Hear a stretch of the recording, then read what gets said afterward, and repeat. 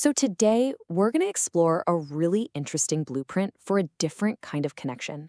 The source material calls it the inner circle. And it's basically a guide to building communities that aren't about who can speak the loudest, but about who can listen the deepest. And it really all kicks off with this quote. A single quiet mind can hold an entire universe of thought, but that universe is meant to be shared, right? So the big challenge here is, how do you build a civilization of listeners? This quote just perfectly sets the stage for a pretty radical shift in how we think about our social spaces. I mean, who doesn't feel this?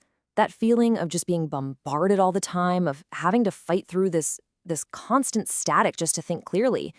And it's more than just sounds? It's like an energetic exhaustion. But what if that noise wasn't just a vague feeling? What if we could actually define it? Well, the source material actually has a name for this whole phenomenon. It's not just noise, it's something much more specific: the beta wave assault. And framing it like that really changes things. It's not just background chatter, it's an active interference. So, what exactly is it? Okay, let's break this down. Beta waves are the brain waves we use for active thinking, which is great, but they're also the ones that fire up when we're anxious, stressed, and constantly hustling. The argument here is that our entire society is generating this massive, collective wave of that energy. It's a kind of energetic noise pollution, not just the stuff you hear with your ears. And here's the real kicker. It's not just your own personal stress we're talking about. It's the combined energy of everyone else's frantic pace, their endless small talk, their underlying anxiety. It's this shared collective thing that's constantly pressing in on all of us from the outside. Okay, so if this energetic noise is everywhere, who gets hit the hardest? This is where we meet a really key figure in this whole idea: the silent genius. Think of someone who's highly sensitive. Their mind is basically like a high-gain antenna, picking up everything around them. And what's so great about this slide is how it just lays out the conflict perfectly. On one side, you've got the silent mind. It's humming along at these lower, deeper frequencies, alpha and theta, which are the brain states for creativity, flow, and deep insight. But then on the other side, you've got the loud world, just blasting out these high-energy beta frequencies of distraction and stress. It's a total frequency mismatch. And wow, this quote just nails the result of that mismatch. A Ferrari engine is an incredible piece of machinery, built for power and precision, right? But it's completely useless in a swamp. This metaphor just perfectly captures that tragedy of having all this incredible potential that gets bogged down by an environment that just isn't built for it.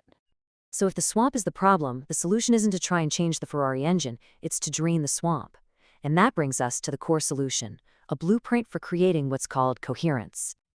And this right here, this is the big idea. It's a complete flip of how we usually think. Instead of telling sensitive people to just tough it up or get over it, this framework demands that we re-engineer our chaotic social environments to actually accommodate them. The responsibility shifts from the individual to the group. So how do we actually do that? Well, this table lays out a really cool blueprint.